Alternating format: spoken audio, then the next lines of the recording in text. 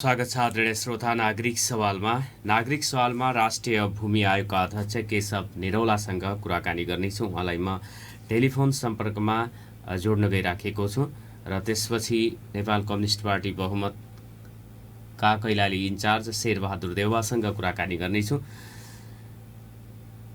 भूमि आयोग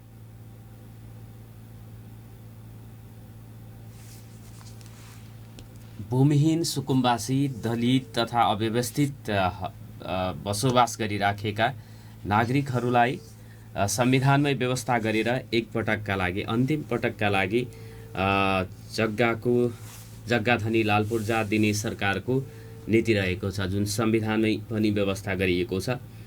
सो अनुरूप योभन्दा अगाडि पनि जग्गा सम्बन्धी समस्या समाधान आयोग, भूमि सम्बन्धी समस्या समाधान आयोग गठन गरिएको थियो र त्यसपछि सरकार परिवर्तन भइसकेपछि फेरि राष्ट्रिय भूमि आयोग गठन गरेको छ अहिलेको सरकारले, र त्यसको अध्यक्ष केशव निरौला हुनुहुन्छ।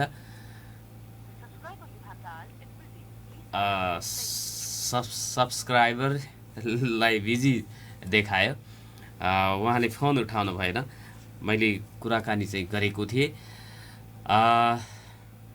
तत्सम्बन्धी के कति प्रगति भएको छ, कसरी कहाँ पुगेको छ प्रक्रिया भनेर कुराकानी गर्न खोजेको थिएँ मैले। राष्ट्रिय भूमि आयोगले योभन्दा अगाडिको भूमि सम्बन्धी समस्या समाधान आयोगले जहाँसम्म प्रक्रिया पुर्याएको छ त्यहीँबाट सुरु गरेर भूमि सम्बन्धीको समस्या हल गर्ने उद्देश्यका साथ काम गरिराखेको बताउने गरेको छ। यो आयोगका अध्यक्ष केशव निरौलासँग कुराकानी र सम्पर्क हुन सकेन, कुराकानी गर्नको लागि सम्पर्क हुन सकेन। एउटा जानकारीमूलक यो समाचार छ। चैतन्य इन्स्टिच्युट अफ म्यानेजमेन्ट काठमाडौँले धनगढीमा एक दिने निशुल्क अभिमुखीकरण कार्यक्रमको आयोजना गर्ने भएको छ। चैतन्य इन्स्टिच्युटले असार 22 अर्थात् आज लोकसेवा आयोग तयारीका बहुआयामिक विषयहरूमा निशुल्क एक दिने अभिमुखीकरण गर्न लागेको हो। सामाजिक उत्तरदायित्व अन्तर्गत सो कार्यक्रमको आयोजना गर्न लागेको चैतन्य इन्स्टिच्युट अफ म्यानेजमेन्ट काठमाडौँले जनाएको छ। सार्वजनिक प्रशासनका क्षेत्रमा आफ्नो करियर बनाई राष्ट्रसेवक कर्मचारीको पहिचान बनाउने सपना बोकेका युवाहरूलाई लक्षित गर्दै चैतन्य इन्स्टिच्युट अफ म्यानेजमेन्टले अभिमुखीकरण कार्यक्रम गर्दै आइराखेको छ। यो चाहिँ धनगढीमा हुने भएको छ। काफली ट्रेडर्सको माथिल्लो तलामा हुने भएको छ। बिहान 7 देखि 9 बजेसम्म शिवनगर धनगढीमा लोकसेवा आयोगको तयारी कक्षाका विज्ञ प्रशिक्षक, नेपाल सरकारका पूर्व सचिव, लोकप्रिय लेखक एवं प्रेरणादायी व्यक्तित्व गोपीनाथ मैनाली को सँग प्रत्यक्ष साक्षात्कार गर्न पाउने अवसर रहेको उसले जनाएको छ। शिवनगरमा रहेको काफली ट्रेडर्सको माथिल्लो तलामा गएर लोकसेवाको तयारी गरिराख्नु भएका व्यक्तिहरूले लाभ लिन सक्नुहुनेछ भन्ने अनुरोध मैले गर्न चाहे सबैको जानकारीको लागि। यसपछि कञ्चनपुरको बेलौरी नगरपालिका पूर्ण खोप सुनिश्चित घोषणा गरिएको छ। धनगढीको कपडा बैंकलाई 50 थान कपडा सहयोग भएको छ।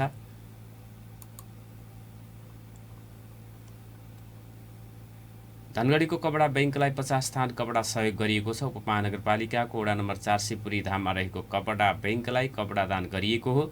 धनगढीकी मधु पन्तले 50 थान कपडा सहयोग गर्नुभएको छ। सङ्कलन भएका कपडा आवश्यकता भएका व्यक्तिलाई निशुल्क वितरण गर्ने गरिएको बैंककी सम्पर्क व्यक्ति ज्ञानु शाहले बताउनु भएको छ। यो थियो कपडा बैंकको समाचार। त्यसपछि सुदूरपश्चिमको नीति तथा योजना आयोग कामविहीन जस्तै बनेको छ भन्ने समाचार प्रकाशित भएको छ। योभन्दा अगाडि पनि यो विषयमा यहाँहरूले रिपोर्ट सुन्नुभएको थियो होला। कञ्चनपुरमा एकजना मृत फेला परेका छन्।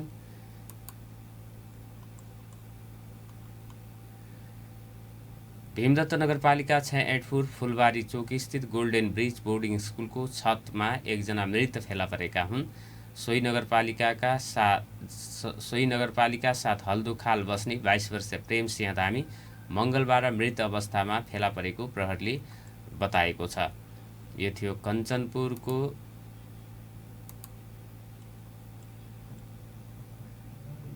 खबर। बैतडीको जोलाघाट नाका बन्द हुने भएको छ। मङ्गलबारदेखि बुधबार साँझसम्म महाकाली नदीमाथिको जोलाघाट पुल बन्द हुने भएको छ। भारततर्फको पुलमै केही मर्मत गर्नुपर्ने भएकोले बन्द गरिएको जिल्ला प्रशासन कार्यालय बैतडीले जनाएको छ।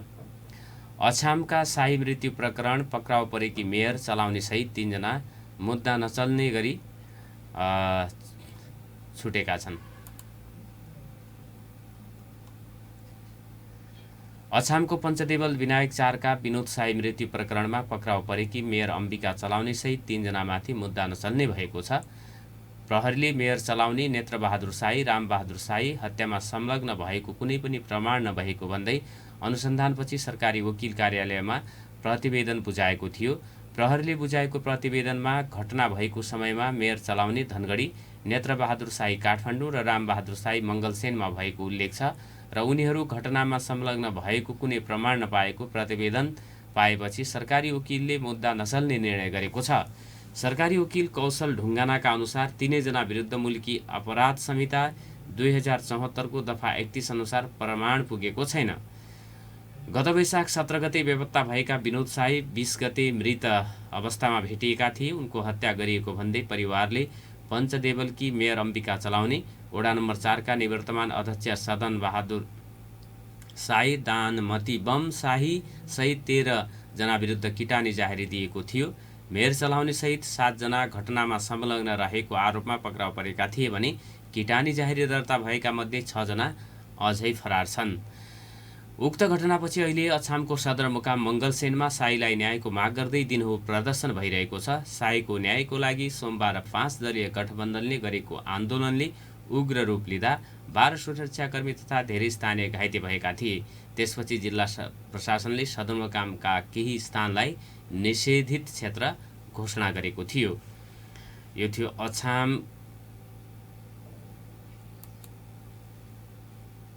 अछामको घटनाको विषयमा।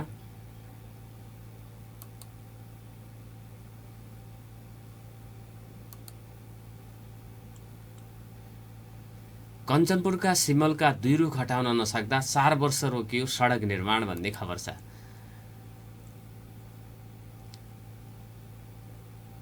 2074 भदौमा महाकाली नदीमा 4 लेनको पक्की पुलसँगै 6 लेनको पहुँच मार्ग शिलान्यास भयो। महाकाली नदीमा 4 लेनको 800 मिटर पक्की पुल छ। पारी दोधारातर्फ 850 मिटर 6 लेनको सडक बनिसकेको छ। वारी भीमदत्तको तटीय क्षेत्र हुँदै उत्तर गड्डा चौकीसम्म 5 किलोमिटर पहुँच मार्ग बनेपछि यस क्षेत्रमा विकासले केही मुहार पनि फेरेको छ। सुदूरपश्चिमकै ठुलो आयोजनामध्ये महाकाली पुल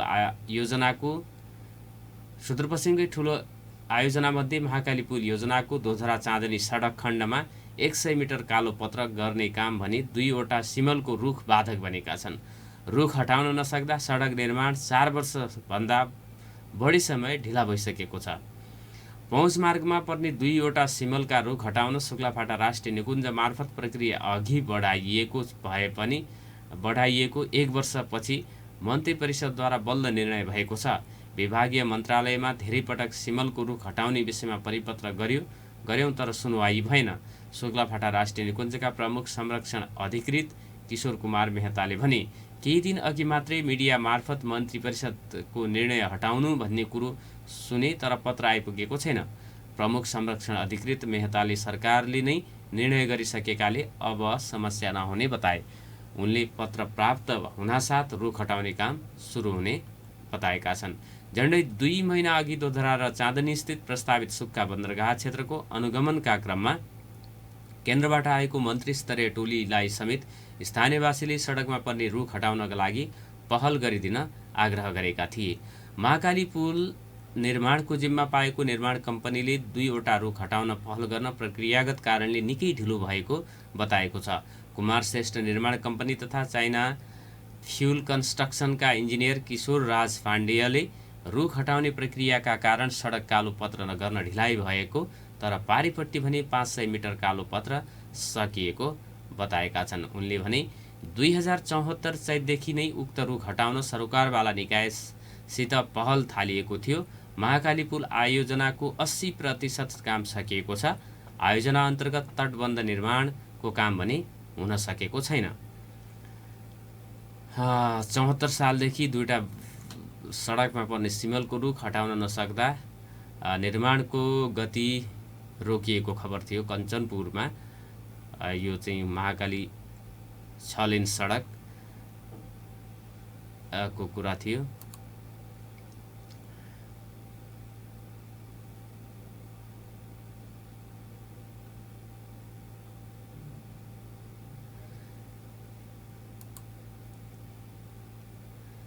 प्रदेश किशोर किशोरी स्वास्थ्य प्रवर्धन ताराको उपाधि स्मृति र प्रकाशलाई दिइएको छ।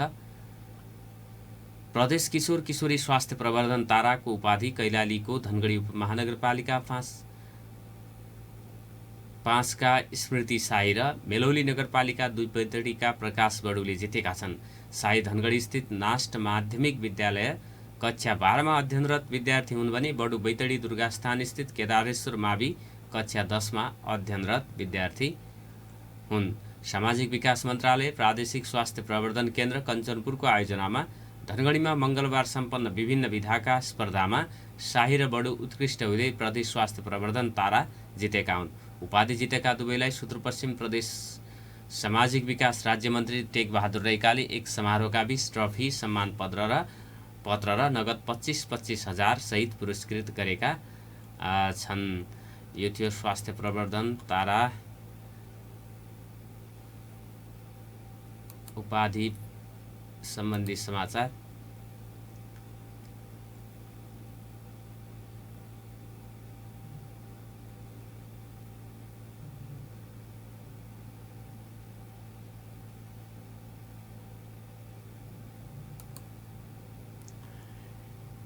घोल गाड्नेका कारण घोल गाड्नेका कारण भारतमा दुख पाउँदै सुदूरपश्चिमेलीहरू भनेर समाचार प्रकाशित भएको छ। कैलालीको जानकी गाउँपालिका 6 जगतपुरका मीनबहादुर शाह 2078 चैत 6 गते अपहरणमा परेको खबर फैलियो। कञ्चनपुरको बेदकोट नगरपालिका 7 स्थित ससुराली घरबाट दिउँसो 4 बजे नेपाली नम्बरको स्कुटरमा आएका 2 जना व्यक्तिले शाहलाई लगेर सम्पर्कविहीन बनाएका थिए। स्कुटरमा आएका 2 जनाले आफूहरू नेपाल प्रहरी भएको भन्दै शाहलाई लगेका थिए, तर कञ्चनपुर प्रहरी मातहतका कुनै पनि युनिटसँग शाहलाई पक्रन आदेश थिएन। सम्पर्कविहीन भएको एक दिनपछि शाह भारतीय प्रहरीको हिरासतमा रहेको खबर परिवारका सदस्यले पाए। जिल्ला प्रहरी कार्यालय कञ्चनपुरका प्रहरी नायब उपरीक्षक चक्रबहादुर शाहका अनुसार शाह भारतको बनबासा प्रहरीको नियन्त्रणमा भेटिएका थिए। अनुसन्धानका क्रममा शाह र उनकी श्रीमती भारतको हरियाणामा चोरीमा संलग्न रहेको खुलेको छ। डीएसपी शाहले भने चोरी गरेर शाह फरार भएपछि भारतीय प्रहरीले त्यहाँ रहेका अन्य नेपालीलाई पक्राउ गरेको थियो। तिनै नेपालीका आफन्तले शाहलाई पनि भारतीय प्रहरीको हिरासतसम्म पुर्याएको खुलेको छ। चैत महिनाकै तेस्रो साता भारतीय प्रहरीले पन्जाबमा नगदसहित केही सामान चोरी गरेको आरोपमा डोटीका 4 जनालाई पक्राउ गर्यो। चोरी भएको घटना सत्य थियो, तर पक्राउ परेकाहरू पनि उक्त चोरीमा संलग्न भएका थिएनन्। 2 लाख बढी नगदसहित अन्य सामान चोरी गर्नेहरू फरार भएपछि निर्दोष मजदुर भारतीय प्रहरीको फन्दामा परेका थिए। पन्जाबको लुधियानामा मजदुरी गर्दै आएका नरेश बलमले भने चोरीमा संलग्नहरूलाई कैलाली प्रहरीले पक्राउ गरिसकेको थियो, तर यहाँ नेपालीहरू चोरीमा संलग्न भएको भन्दै निर्दोष मजदुरलाई भारतीय प्रहरीले धमाधम पक्राउ गरिरहेको छ। भारतको दिल्लीमा कार्यरत डडेलधुराका देवराज जोशीका अनुसार भारतमा हुने चोरीमा नेपालीको संलग्नता बढ्दै गएपछि अहिले त्यहाँ रहेका सोझा मजदुरलाई भने काम गर्नै मुस्किल हुन थालेको छ। घोल गाड्नेहरू भनेको चोरी गर्नेहरूले योजना अनुसार भारतीय व्यापारीको घरमा सुरुमा घरेलु मजदुर भएर काम सुरु गर्ने गरेका छन्। जोशीले भने केही महिना काम गरिसकेपछि सोही घरमा चोरी गरेर फरार हुने गरेका छन्। चोरी गर्नेहरू नेपाल पुगिसकेका हुन्छन् भने भारतमा रहेका नेपालीहरूलाई भारतीय प्रहरीले चोरीको आरोपमा पक्राउ गर्ने गरेको छ। भारतमा हुने चोरीमा सबैभन्दा बढी कैलाली, डोटी र अछाम जिल्लाका बासिन्दाको संलग्नता रहेको प्रहरी बताउँछ। भारतमा चोरी गरेर सुदूरपश्चिममा दैनिक करोडौँको सामान र नगद भित्रिरहेको दाबी प्रवासमा रहेका नेपालीको छ। भारतमा चोरी गर्न मुख्य पेशा बनाएका समूह र व्यक्तिको सङ्ख्या दिनहुँ बढिरहेको छ। भारतको दिल्लीमा रहेका इन्द्र चौधरीले भने तर नियन्त्रणका प्रयास नभइरहेकोले भारतमा रोजगारी गर्न जाने सर्वसाधारण नेपालीको हत्या, अपहरण र बलात्कार हुँदा समेत भारतीय प्रहरीबाट सहयोग पाउन मुस्किल हुने गरेको छ। चोरी डकैतीकै कारण सामान्य काम गरेर गुजरा गर्ने प्रवासीले शास्ति भोग्नु परेको भारतमा रहेका धनगढीका सुरेश विकले बताए। केही वर्ष अगाडिसम्म भारतमा नेपालीलाई इमान्दार र सोझा हुन्छन् भनेर सम्मान र इज्जत गरिन्थ्यो, तर अहिले चोरीको घटनामा नेपालीको संलग्नताको कारण काम पाउनै मुस्किल हुन थालेको छ, तिरस्कार र दुःख पाउन थालिएको छ। हुन त घटना लगत्तै इन्टरपोल मार्फत प्राप्त सूचनाका आधारमा नेपाल प्रहरीले पनि चोरीमा संलग्नहरूको खोजी गर्दै आएको छ। जिल्ला प्रहरी कार्यालय कैलालीले मात्रै भारतका विभिन्न ठाउँको चोरीमा संलग्न 100 बढीलाई पक्राउ गरिसकेको छ, तर घटनास्थल नेपालमा नहुँदा चोरीमा संलग्न हुनेले सहजै उन्मुक्ति पाउने गरेका छन्। कैलालीमा हुँदा घोल गाड्ने प्रवृत्तिलाई नियन्त्रण गर्न सक्रिय भएर काम गरेका डिएसपी दक्ष बस्नेत भन्छन्, यस्ता चोरीमा एकजना मात्रै संलग्न छैनन्, गिरोह नै सक्रिय भएर चोरी भएको हुन्छ। एउटै चोरी करोडौँको पनि हुने गरेको थियो, तर घटनास्थल भारतमा हुँदा नेपाल प्रहरीले कारबाही नै गर्न सक्दैन। चोरी भएको नगद र सामान बरामद गर्नै मुस्किल हुन्छ। कैलाली प्रहरीका अनुसार भारतमा सक्रिय गिरोहले 7 करोडसम्मको चोरी गरेको छ। चोरीमा संलग्न पक्राउ परेका माथि कैलाली प्रहरीले सांगठनिक अपराधमा मुद्दा चलाउने गरेको थियो, तर घटनास्थल नेपाल बाहिर हुँदा अधिकांशले सहजै उन्मुक्ति पाउने गरेका थिए। प्रहरीका अनुसार भारतका विभिन्न राज्यका साना ठुला शहरमा दैनिक जसो हुने चोरी तथा डकैतीको योजना बनाउने र चोरीको सामानबाट फाइदा लिने मुख्य योजनाकार भने धनगढी र महेन्द्रनगरमा बढी सक्रिय छन्। चोरीको योजना बनाउने एउटा, चोरी गर्ने अर्को, चोरीमा संलग्नलाई नेपाल भित्र्याउने अर्को र चोरीको नगद तथा सामान बाँडफाँड गर्ने अर्को गिरोह एकै चोरीमा 4 समूह पनि संलग्न रहेको भेटिएको प्रहरी अधिकारी बताउँछन्। भारतमा चोरी र त्यसमा नेपालीको संलग्नता बढेपछि सुदूरपश्चिम नेपाली समाज अन्तर्राष्ट्रिय समिति र सुदूरपश्चिम समाज भारतले पनि पटक पटक नियन्त्रणका प्रयास गरेका छन्। सुदूरपश्चिम नेपाली समाज अन्तर्राष्ट्रिय समितिका कोषाध्यक्ष भुवन भट्टले चोरीमा नेपालीको संलग्नताले भारतमा रहेका नेपालीको बिजोग बनाएको छ। चोरी गर्नेहरू फरार भइहाल्छन् उनले भने, तर चोरीमा संलग्न भएका व्यक्तिले जोसँग सम्पर्क गरे भारतीय प्रहरीले सबैलाई पक्राउ गरेको छ, महिनौसम्म थुनामा राखेर यातना दिने गरेको छ। आइएनएस स्वतन्त्र समाचारबाट हामीले यो समाचारलाई सवार गरेर दिनेश खबरमा पनि प्रकाशित गरेका छौँ। यो सँगै छोटो व्यापारिक विश्रामपछि नेपाल कम्युनिस्ट पार्टी बहुमतका कैलाली जिल्ला इन्चार्ज शेरबहादुर देउबा शिखरसँग कुराकानी गर्नेछु। नागरिक सवाल सुन्दै गर्नु। महाबौद्ध लेजर एन्ड स्किन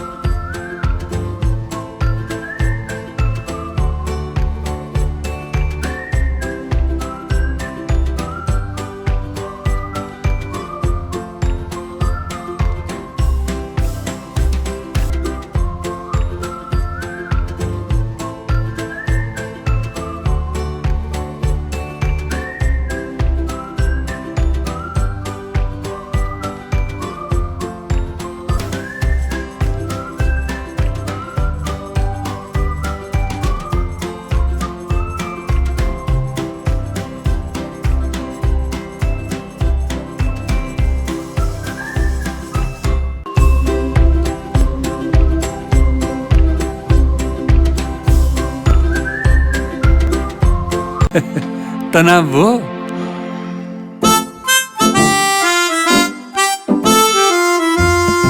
दुःख पाइयो हो? दुर्घटनापछि बाबी रकम पाउन झन्झट भयो। दुःख पाइस मङ्गले आफ्नै ढङ्गले त्यसैले नेपालकै अग्रणी शिखर इन्सुरेन्स दुःख पर्दाको साथी सजिलै पाइन्छ दाबी भुक्तानी। शिखर इन्सुरेन्स दुःख पर्दाको साथी।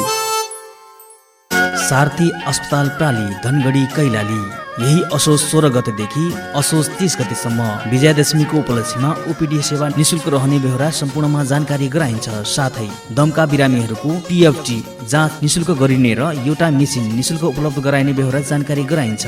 हाम्रा सेवाहरू इमर्जेन्सी सेवा 24 घण्टा, ओपिडी सेवा, हेमाटोलोजी डाक्टरद्वारा सिकल सेलको ओपिडी प्रत्येक महिनाको चौथो शनिबार, हाड जोर्नी र नसा प्रत्येक दिन, स्त्री तथा प्रसुति ओपिडी प्रत्येक दिन, बाल रोग विशेषज्ञ प्रत्येक दिन, कन्सल्टेन्ट फिजिसियन ओपिडी प्रत्येक दिन, ENT ओपिडी प्रत्येक महिनाको दोस्रो र चौथो शनिबार, डर्मा ओपिडी प्रत्येक महिनाको दोस्रो र चौथो शनिबार, मानसिक रोग साइकेट्रिक ओपिडी प्रत्येक दिन, मुटु विशेषज्ञ ओपिडी सेवा प्रत्येक महिनाको चौथो शनिबार, पेट छाती मुटु जनरल ओपिडी प्रत्येक दिन, सर्जरी सेवा प्रत्येक दिन, general surgery, gyno surgery, ENT surgery, हाड जोड्नी सर्जरी। हाम्रा अन्य सेवा ECG, इन्डोर क्याबिन सेवा, डेन्टल सेवा, फिजियोथेरापी सेवा, एम्बुलेन्स सेवा, रेडियोलोजी डाक्टरद्वारा अल्ट्रासाउन्ड, भिडियो एक्सरे, सुरक्षित गर्भधारण सेवा, इन्डोस्कोपी सेवा, पुल्मोनरी परीक्षण, PFT सेवा, पुरै अस्पताल वातानुकूलित AC सेवा। सारथी अस्पताल प्राली धनगढी कैलाली 091 523 009 98 58 42 40 09।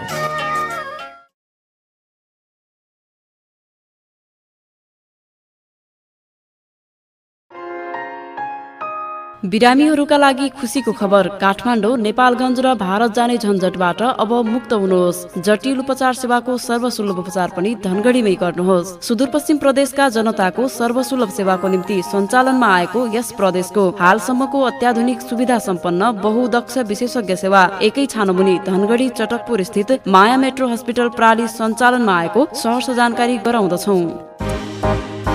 माया मेट्रो हस्पिटल प्राली चटकपुर 3 धनगढी कैलाली। सम्पर्क नम्बर 091 416 140।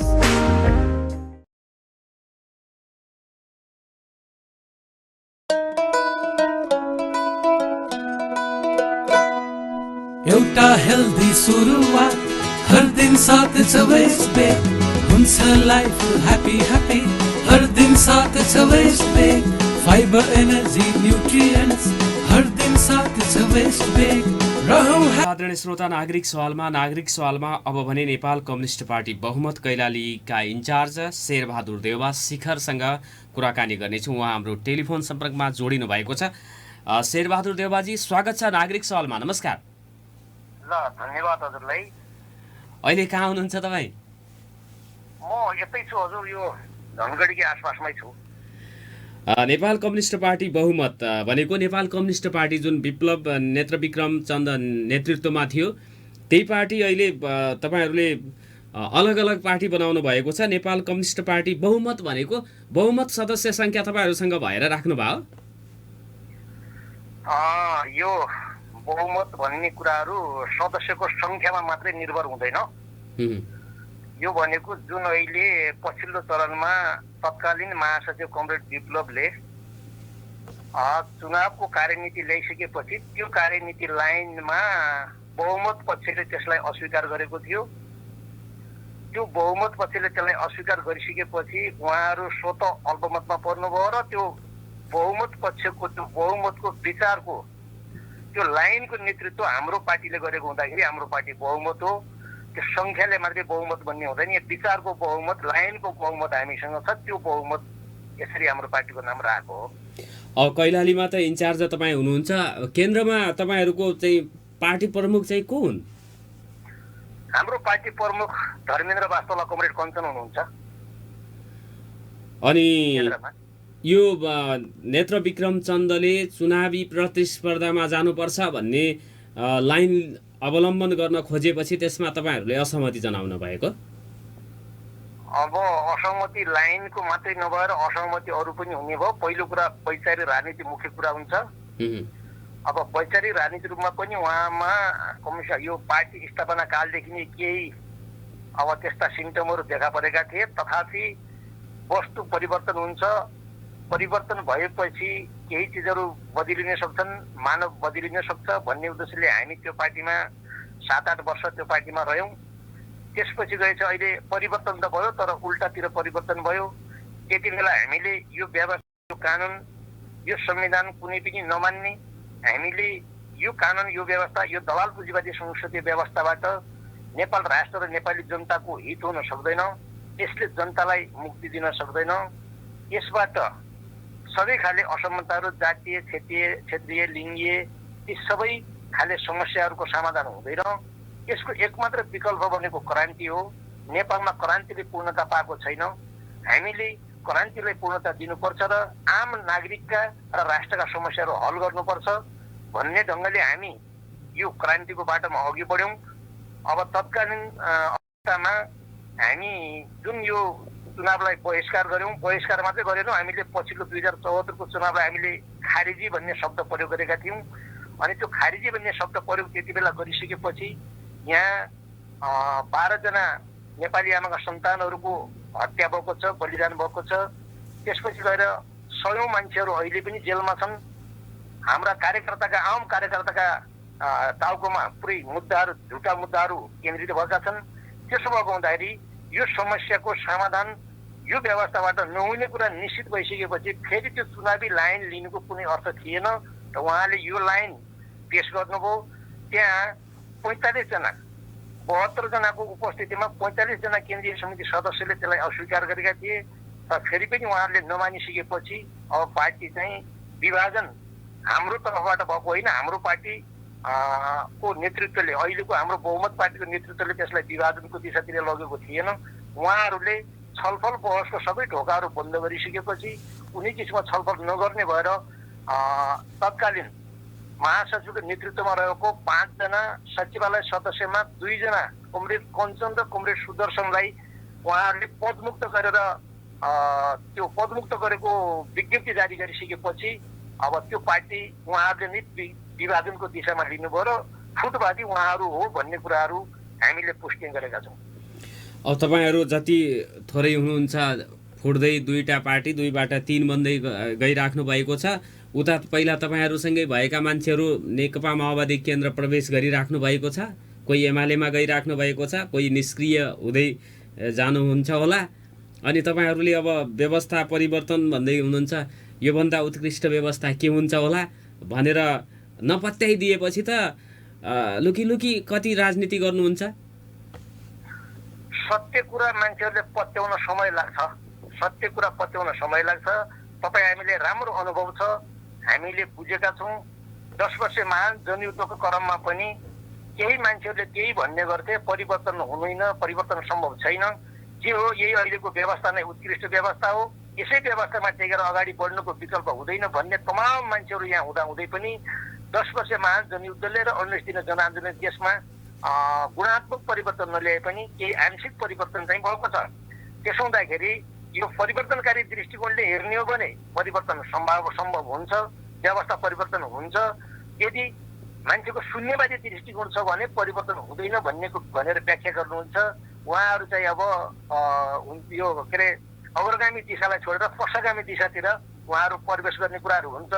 तर अहिले यो वर्तमान परिस्थितिमा जुन मान्छेहरू अब विभिन्न कोणबाट अब एकीकृत माओवादी केन्द्रमा जो प्रवेश गरिरहेछन्, यो कुरा पनि के हो भन्दाखेरि पछिल्लो चरणमा हाम्रो तत्कालीन महासचिव कमरेड विप्लवको निषेधात्मक अधिभूतवादी सिद्धान्त, सङ्गठनमाथिको निषेधात्मक अधिभूतवादी सिद्धान्त उहाँमा चाहिँ हावी भएको हुँदाखेरि अब तमाम मान्छेहरू अब उता गए, यो कुरा सत्य हो।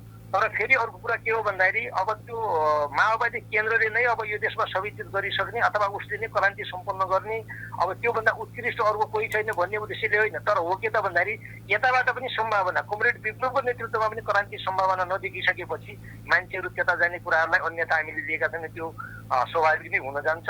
जब कुनै लाइन क्लियर हुन सकेन, कार्यदिशा क्लियर हुन सकेन, कार्यदिशा सारा सङ्ग्रहवादी बन्यो, लाइन पश्चगामी बन्यो भनेपछि मान्छेहरू त्यहाँ बसिरहने कुराहरू चाहिँ हुँदैन। मान्छे त्यहाँ जाने कुरालाई धेरै अस्वाभाविक हामीले ठानेका छैनौँ।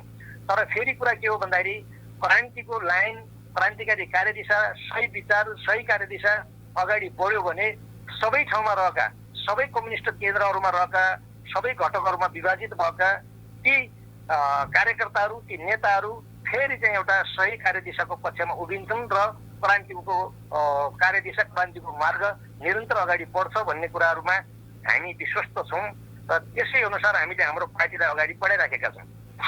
अहिले तपाईँहरूको अवस्था अर्धभूमिगत हो कि के हो? हामी अर्धभूमिगत होइन, अहिले चाहिँ अब हामी खुल्लैमा छौँ। यो अर्धको भूमिगत हुनुपर्ने कुनै कारणै छैन। हामी त्यो कमरेड विप्लवको नेतृत्वमा पार्टी गठन गर्दाखेरिमा पनि हामीहरू भूमिगत भन्ने हुने कुरा थिएन। तर त्यो संविधान दिएको त्यो तत्कालीन यो के अरे वर्तमान 2072 सालको संविधानले दिएका अधिकारहरूलाई नै हामीले प्रयोग गरेका थियौँ। तर यो दलाल पुँजीवादी संसदीय व्यवस्था यो विश्वकै असफल व्यवस्था र यो दलाल पुँजीवादी संसदीय व्यवस्था अन्तर्गतको यो चाहिँ जनविरोधी यो कथित सरकार भन्छ हामी त्यसलाई, त्यो सरकारले जबरजस्ती हामीलाई प्रतिबन्ध लगायो पार्टीलाई। त्यो पार्टीलाई प्रतिबन्ध लगाइसकेपछि हामीले अब अर्धभूमिगत जस्तो हुनुपर्ने अथवा भूमिगत जस्तो हुनुपर्ने स्थिति त्यति बेला सिर्जना भएको हो। अहिले पछिल्लो त्यो 3 बुँदे सहमति भइसकेपछि अहिले हामी खुल्ला छौँ, त्यस्तो अर्धभूमिगत भन्ने कुराहरू छैन। अनि तपाईँहरूले जुन अहिलेको यो संसदीय व्यवस्थालाई असफल भनिराख्नु भएको छ, तपाईँहरूले अभ्यास गर्न चाहेको चाहिँ व्यवस्था कति सफल छ अरू देशमा? यो असफल भन्ने कुरा अब हामी र हाम्रो पार्टीले मात्रै भन्ने विषय होइन। यो असफल साबित भएको प्रमाणहरू देखा परिराखेका छन्। तपाईँहरू अब यो मिडिया तपाईँको यो चाहिँ नि यो मिडियालाई मैले जानकारी गर्दा अथवा यो मिडिया मार्फत आम नागरिकमा मैले जानकारी गर्दा कुरा के हो भने अहिले स्थानीय चुनाव जो भयो वैशाख 30 गते जो सम्पन्न भएको छ, यो चुनावको परिणाम जो हामीले देख्यौँ नि, यो देखिरहँदा अहिले काठमाडौँमा बालेन शाह, अब हाम्रो यो धनगढीमा हाम्रो के अरे गोपालजी, त्यसै गरेर धरानमा हर्क साम्पाङ जो उदय भएको छ, यो संसदीय व्यवस्थाको असफलता, संसदवादी राजनीतिक पार्टीहरूको असफलता, उहाँहरूमाथिको आक्रोश त जनताले व्यक्त गरेको त प्रमाणित भएको छ नि। त्यसो हुँदाखेरि अब यो संसदीय व्यवस्था असफल भइसकेपछि दुनियाँको कुनै पनि ठाउँमा निर्विकल्प भन्ने कुराहरू केही हुँदैन। यो संसदीय व्यवस्थाको पनि विकल्प छ। त्यसको विकल्प भनेको वैज्ञानिक समाजवाद हो। जब वैज्ञानिक समाजवाद स्थापना जबसम्म हुँदैन तबसम्म यो राष्ट्रघात, जनघात, पक्षपात यो निरन्तर अगाडि बढिरहनेछ। अहिले हामीले देख्यौँ अब 2014 हिजोका दिनमा गणतन्त्र नआउँदासम्म यो भइरहेको छ भन्नुभयो, त्योभन्दा अगाडि बहुदल नआउँदासम्म यो भइरहेको छ भन्नुभयो, बहुदल आयो, त्यसपछि गणतन्त्र नआउँदासम्म, नयाँ संविधान नआउँदासम्म, संघीयता नआउँदासम्म यो रहिरहन्छ भन्नुभयो मान्छेले पत्याए जनताले। अब वैज्ञानिक समाजवाद नआउँदासम्म यो भइरहन्छ भनेर भन्दै हुनुहुन्छ। तपाईँहरूले भने जस्तै वैज्ञानिक समाजवाद कुन कुन देशमा सफल भएको छ अनि नेपालमा पनि त्यसको सफलता हासिल गर्ने सम्भावना देख्नुहुन्छ तपाईँहरू? अब मुख्य रूपमा अहिलेसम्म वैज्ञानिक समाजवाद सफल कुन देशमा भएको भन्नुभन्दा पनि वैज्ञानिक समाजवादको उदय भएको छैन, त्यो स्थापना भएको छैन, त्यो हामीले गर्नुपर्छ भन्नेमा छौँ। समाजवाद केही मुलुकहरूमा आएका छन्, केही मुलुकहरूमा अहिले यसरी हेर्ने हो भने हामीले एउटा उदाहरणको रूपमा लिन सक्ने कुराहरू के हो भन्दाखेरि रुस र चाइनालाई हामीले लिन सक्छौँ। जुन बेला त्यहाँको एकतन्त्रीय शासन व्यवस्था थियो त्यति बेलाको अवस्था र त्यसपछिको क्रान्तिले पूर्णता पाइसकेपछिको त्यो मुलुकहरूको व्यवस्था हामीले हेर्ने हो भने निश्चित रूपमा अन्य संसदीय पुँजीवादी मुलुकहरूभन्दा तिनी मुलुकको चरित्र अलि भिन्न देखिन्छ र त्यसको पुँजीको हिसाब किताबले, त्यसको शासन व्यवस्थाको हिसाब किताबले, त्यहाँको जनताको जीवनशैलीको हिसाबले त्यो सबै हेर्ने हो भन्दा त्यहाँ परिवर्तन भएको देखिन्छ। र जहाँसम्म हाम्रो देशको कुरा हो, बहुदल आइसकेपछि केही आंशिक परिवर्तन भए, कहीँ मान्छेले सभा जुलुस अलि गर्न पाउने, आफ्ना मतहरू राख्न पाउने, यी कुराहरू पनि भए। त्यसपछि फेरि पनि त्यहाँ सक्रिय राजतन्त्र नै अब भूमिकामा रहेको कुराहरू हामीले देखेका थियौँ। र अहिले पछिल्लो चरणमा जो यो 10 वर्ष महान जनयुद्ध 19 दिने जनआन्दोलनबाट जो सक्रिय राजतन्त्रको अन्त्य भएर देशमा एउटा गणतन्त्र जुन स्थापना भएको छ, यो गणतन्त्रमा केही राजनीतिक उपलब्धिहरू भएका छन्, केही आंशिक परिवर्तनहरू पनि भएका छन्। जो अहिले नेपाली जनताले आफूमाथि लागेका विषयहरू, आफूमाथि भएको अन्याय अत्याचारको विरुद्धमा जो आवाज उठाउन सकेका छन्। यद्यपि यसको सुनवाई नभए पनि राज्य पक्षले यसलाई बन्दुकको नालबाट दबाउने प्रक्रिया त जारी छ र पनि फेरि मान्छेहरूले एउटा आफ्नो आवाज उठाउने अवसरहरू पाएका छन्, मान्छेहरू सङ्गठित हुने अवसरहरू पाएका छन्, मान्छेहरू सङ्गठित हुँदै गइराखेका छन्। यो कुरा हेर्दा नि आंशिक परिवर्तन भएको छ। तर हाम्रो भनाइ के हो भने यतिले पुग्दैन, यो आंशिक परिवर्तनले मात्र पुग्दैन। हिजोको जो राज्यको चरित्र थियो, एउटा अर्धसामाजिक अर्ध उपनिवेशिक राज्यको जो चरित्र थियो, अहिले त्यो बदलिएको छ, नयाँ ढङ्गमा परिवेश गरेको, नयाँ अवस्थामा परिवेश गरेको छ।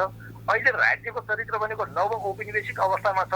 यो नव औपनिवेशिक अवस्थामा रहेको राज्य अथवा दलाल पुँजीवादी चरित्र राज्यको भएको छ। यो दलाल पुँजीवादी राज्य सत्ताले, यो व्यवस्थाले यो आंशिक परिवर्तन भए पनि यथास्थितिमा आम जनताले राहत पाउन सक्दैन। यथास्थितिले मात्रै यो देशले विकासको फड्को मार्न सक्दैन। र यहाँ राष्ट्रघात, जनघात, पक्षपात, महँगी, भ्रष्टाचारी, तस्करी यो दिनानुदिन बढ्ने स्थिति चाहिँ नि बढी भएको छ। यसले न्यूनीकरण गर्नुको निम्ति अब यो व्यवस्थाले अहिलेको जो चाहिँ यो चाहिँ गणतन्त्र नामको मात्रै जो गणतन्त्र भएको छ, यसले चाहिँ धेरै गर्न सक्दैन, योभन्दा बढी गर्न सक्दैन।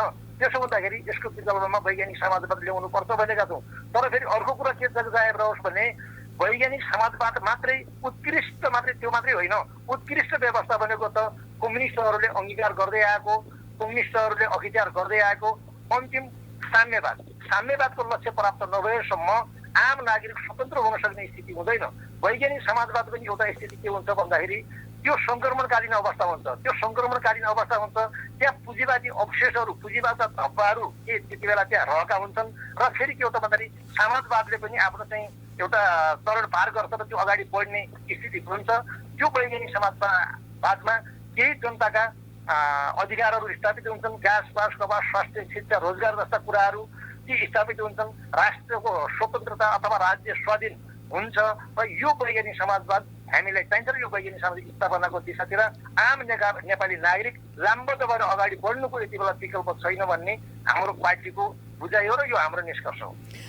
शेरबहादुरज्यू, देउबाजी, यो राज्यको चरित्र अधिनायकवादी हुन्छ, चाहे त्यो राज्यको नेतृत्व जोसुकैले गरोस्, राज्य अधिनायकवादी हुन्छ। उसले जे चाहन्छ त्यो गर्न लगाउँछ जनतालाई। तपाईँहरू गए पनि सरकारमा राज्यको प्रमुख, तपाईँ राज्य सञ्चालनमा तपाईँहरू पुगे पनि गर्ने त्यही नै हो। अर्को जुन चाहिँ साम्यवाद भन्दै हुनुहुन्छ नि, स्वर्गको कुरा गर्नु, परिकल्पना गर्नु र साम्यवादमा पुग्ने परिकल्पना गर्नु एउटै हो। अनि स्वर्गको लागि चाहिँ पूजा आराधना आदि इत्यादि गर्नु र अनुष्ठानहरू गर्नु र साम्यवादमा जान्छु भनेर तपाईँहरूले अब यो चाहिँ भाषण भीषण गर्नु उस्तै होइन? होइन, मैले अब यति बेला तपाईँहरूले यो क्वेसन सोधिरहँदा मलाई अब त्यो नाम त ठ्याक्कै म भुलेँ होइन। एउटा भारतीय कविले भनेका छन्, सबसे खतरनाक है सपनों का मर जाना, होइन?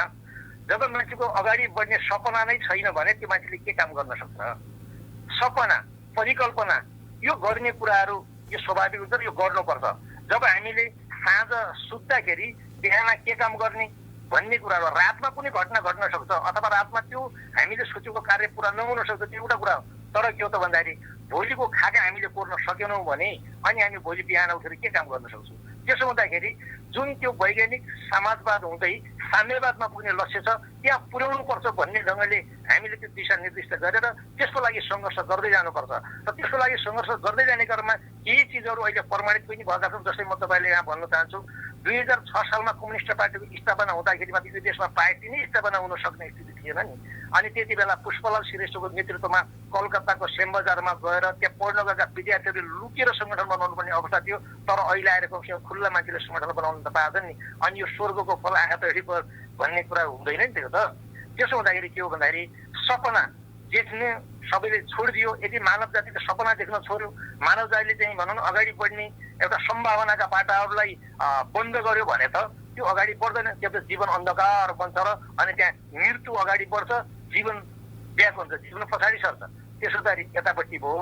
र अर्को कुरा के पनि हो भन्नुहुन्छ भने अब अहिले यो देशमा शासक के अरे अधिनायक हुन्छ भन्ने कुरा त शासक कसले गर्ने, शासन कसले गर्ने भन्ने कुरा होला। अधिनायक त कसको हुने भन्ने कुरा होला नि त।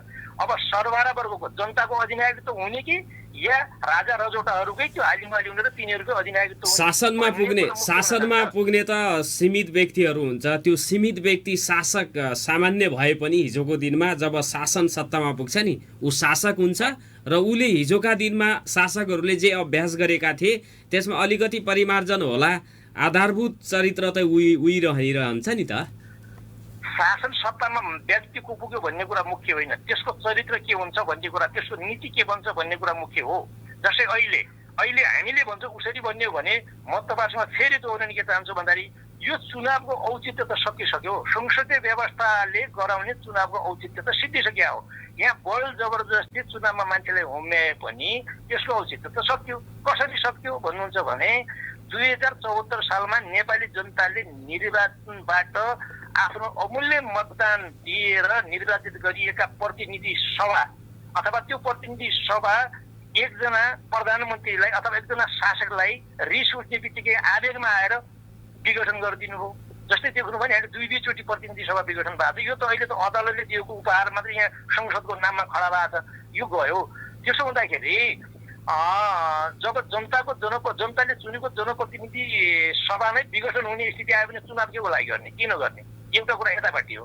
अर्को कुरा के हो त भन्दाखेरि चुनावमा जनताले मतदान गर्छ, तर देशको मुहार फेर्नुको निम्ति, समाजमा भएका अन्तर्विरोधहरूलाई हल गर्नुको निम्ति, जनताको जीवन स्तरलाई परिवर्तन गर्नुको निम्ति जनताले मतदान गरेको हुन्छ। आफ्नो अधिकार सुनिश्चित गराउनुको निम्ति शासक चुन्ने गरेको हुन्छ। तर त्यो शासक के बन्छ? स्थानीयदेखि लिएर केन्द्रसम्म हेर्दै हेऱ्यौँ हामीले, त्यो ठेगादार बन्छ। जब कुनै वडा अध्यक्ष बन्यो, जब कोही मेयर बन्यो, जब कोही गाउँपालिका अध्यक्ष बन्यो, ऊ चाहिँ स्वयं ठेगादार बन्छ।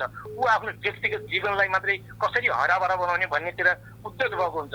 त्यस कारणले हामीले के भन्यौँ भन्दाखेरि अब यो देशमा राजनीतिक अस्थिरता आयो। यो दलाल पुँजीवादी संसदीय व्यवस्थाले राज्यमा अस्थिरता निम्ति आयो। अब यसलाई स्थिरतामा कसरी ल्याउने भन्ने कुरा अहिलेको मुख्य विषय बन्न गएको छ यति बेला। अब ठिकै छ, तपाईँले भने जस्तै वैज्ञानिक समाजवाद हुँदै साम्यवाद त टाढा होला, तर त्यहाँसम्म पुग्नुको लागि, जनताले त्यहाँसम्म डोर्याउनुको लागि तत्काल यही व्यवस्था राखिरहेपछि त्यहाँ पुग्छ त भन्दा त पुग्दैन। त्यसरी यो व्यवस्थालाई बदल्नुको निम्ति, यो नीतिलाई त्यही त 2006 सालदेखि हजुर केही गर्नुपर्छ। 2006 सालदेखि क्रान्ति गर्दै आए मान्छेहरू 1994 देखि नै क्रान्तिमा होमिए नेपालीहरू शहीद भएका छन्। अहिले पनि तपाईँहरू क्रान्तिको आवश्यकता देख्नुहुन्छ। निर्माण कतिखेर गर्ने हो भन्ने हो नि त चिन्ता। 7 दशकभन्दा बढी भइसक्यो क्रान्ति भन्दा भन्दै। अनि हामीले चाहिँ अब हामीले राति सुतिराखेको बेलामा सपना देख्यौँ भने हामी त्यो सपनाबाट हामी बिउजियौँ भने तर उज्यालो भएको हुँदैन। फेरि हामीले सुत्नै पर्छ। सपना देख्यौँ उज्यालो भइगयो भनेर अँध्यारोमा हिँड्न थाल्यो भने हामी कहीँ न कहीँ ठोक्किन सक्छौँ। त्यसरी हामीले गर्दा फेरि सुत्नै पर्छ, उज्यालोको पर्खाइमा रहनै पर्छ। त्यसो गरी हामीले के भन्नु भन्दाखेरि अब लामो समय गयो, अब हुँदैन भन्ने हो भने त्यो त निराशावादी भयो, त्यो त शून्यवादी भयो, त्यो त जीवन नै भएन नि। त्यसैले क्रान्तिकारीहरू के हुन्छ त भने कहिले पनि निराशा हुँदैनन्, कहिले पनि उहाँहरू शून्यवादमा क्रान्तिकारीहरू जाँदैनन्। त्यसो गरी हाम्रो आस्थाको दियो जगिराखेको छ, हामी त्यहाँ पुग्छौँ, हामी निराशावादी हुन सक्दैनौँ यतापट्टि। र अर्को कुरा के हो भन्दा हुन्छ कि हामीले मैले अघि जो कुरा उठाएँ, राजनीतिक स्थिरता कायम गर्ने यति बेला जरुरी छ। राजनीतिक स्थिरता कायम भएन भने न देशमा विकास हुन्छ, न देशले निकास पाउँछ, न जनता मुक्त हुन्छ, न जनताले अधिकार पाउँछ, न यो देशमा गाँसबास कभर स्वास्थ्य शिक्षा र रोजगारको प्रत्याभूति हुन्छ, न यहाँ विदेशमा युवाहरूलाई पलायन गराउने नीतिको अन्त्य हुन्छ, न यो चेलीबेटी बेचबिखनको प्रक्रिया रोकिन्छ। त्यसो गरी यो सबै गराउने भनेको राजनीतिक अस्थिरता छ। यहाँ राजनीतिक स्थिरता कायम गर्नुपर्छ। त्यो गर्नुको लागि हामीले के भन्यौँ भने यो दलाल पुँजीवादी व्यवस्थाले गराउने संसदीय चुनाव होइन। अब के हो त भन्दाखेरि कार्यकारी प्रमुख प्रत्यक्ष निर्वाचित हुनुपर्छ।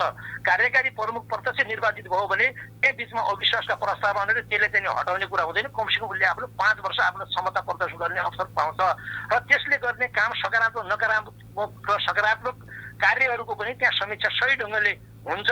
र त्यसपछि के हो त भने त्यस्तो गलतबाट पाठ सिकेर मान्छे सही दिशातिर जाने अर्कोले पनि अवसर पाउँछ। त्यसो हुँदाखेरि राजनीतिक स्थिरता कायम गर्ने कुरा नम्बर 1 हो। नम्बर 2 के हो भन्दाखेरि जसरी अब प्रतिनिधि सभा एउटा प्रधानमन्त्री विघटन गरिदिने त्यो प्रक्रियाको पनि अन्त्य हुनुपर्छ। त्यसो हुनुको लागि के हो भन्दाखेरि सभामुख पनि जननिर्वाचित चाहिन्छ। सभामुख जननिर्वाचित भयो भने कुनै प्रधानमन्त्रीले त्यसलाई हटाउन सक्ने स्थिति बन्दैन। त्यसपछि अर्को के हुन्छ भने यो कार्यपालिका पनि यो के अरे न्यायपालिका राज्यका 3वटा प्रमुख अङ्गमा यो शक्ति पृथकीकरण सिद्धान्तको आधारमा आधारित यी 3वटा निकाल के हुन्छ भन्दाखेरि यो न्यायपालिका पनि अहिले के हो त भन्दाखेरि एउटा प्रदूषित जस्तो, एउटा परनिर्भर जस्तो, एउटा कसैको आदेशमा चले जस्तो, स्वतन्त्र निर्णय गर्न पनि नपाउने, स्वतन्त्र न्याय सम्पादन गर्न नपाउने यो स्थिति जो बनेको छ, यो पनि राजनीतिक अस्थिरताको कारण यहाँ बनेको छ। त्यसो हुँदाखेरि के हो भन्नुहुन्छ भने अब प्रधान न्यायाधीश पनि निर्वाचित हुनुपर्छ। यी राज्यका 3वटै निकाय निर्वाचित भयो भने राजनीतिक स्थिरता कायम हुन्छ। राजनीतिक स्थिरता कायम भयो भने यहाँ के हुन्छ भन्दाखेरि सामाजिक रूपान्तरण अनि मात्र सम्भव छ। हामीले सामाजिक रूपान्तरणका कुराहरू चाहिँ अहिले अगाडि सारेका छौँ र हामीले के भन्यो भन्दाखेरि सामाजिक रूपान्तरण हुनुको निम्ति मुख्य स्रोत भनेको आर्थिक स्रोत नै हुन्छ र उत्पादन स्रोत हुन्छ। त्यसो हुँदाखेरि के हो भन्दाखेरि आज वर्ग निर्धारण गराउने, मान्छेमा असमानता कायम गराउने, मान्छेलाई तल र माथि गराउने, यो सबै के हो भन्नुहुन्छ भन्दाखेरि यो आर्थिक स्रोत मुख्य विषय हो। तसर्थ के हो भन्दाखेरि मान्छे जन्मजात सुकुमासी भएर जन्मिने जो प्रक्रिया छ त्यसको चाहिँ अन्त्य गराउनुपर्छ। मान्छे जन्मिँदाखेरि जमिनको मालिक भएर जन्मिने परिपाटी सिर्जना गर्नुपर्छ। यसो हुँदाखेरि के हो त भन्दाखेरि यो देशका जातीय, क्षेत्रीय, लिङ्गीय सबै खाले जो चाहिँ यहाँ असमानताहरू छन् त्यसको अन्त्य हुन्छ र समाज रूपान्तरण यसरी हुन्छ भन्ने कुराहरू छ। त्यसपछि यहाँ शान्तिका कुराहरू छन्। शान्तिका कुरामा के छ त भन्दाखेरि यहाँ त कसैले न्यायपूर्ण आवाजहरू उठायो भने, कसैले समानताका आवाजहरू उठायो भने, कसैले आफ्ना अधिकारलाई सुनिश्चित गराउने खालका आफ्ना मागहरू अगाडि सार्यो भने, कसैले राष्ट्रियताका कुराहरू गर्यो भने के छ भन्दाखेरि सरकार पक्षले दलाल राज्य व्यवस्थाले पुलिस परिचालन गर्ने, सुरक्षाकर्मी परिचालन गर्ने, जनताको टाउकोमा लाठी बर्साउने, अश्रु ग्यास छर्ने, अनि पानीका फहरा छर्ने, त्यसपछि गोली हान्ने, मान्छेलाई हत्या गराउने, घाइते गराउने, त्यसपछि मान्छेलाई निष्क्रिय आन्दोलनलाई निष्क्रिय बनाएर अनि अर्काको मृत्युमाथि, अर्काको जीवनमाथि आफ्नो शान्तिको सपना पुरा गर्ने यो परिपाटी छ नि, यसको यसरी दिगो शान्ति हुन सक्दैन।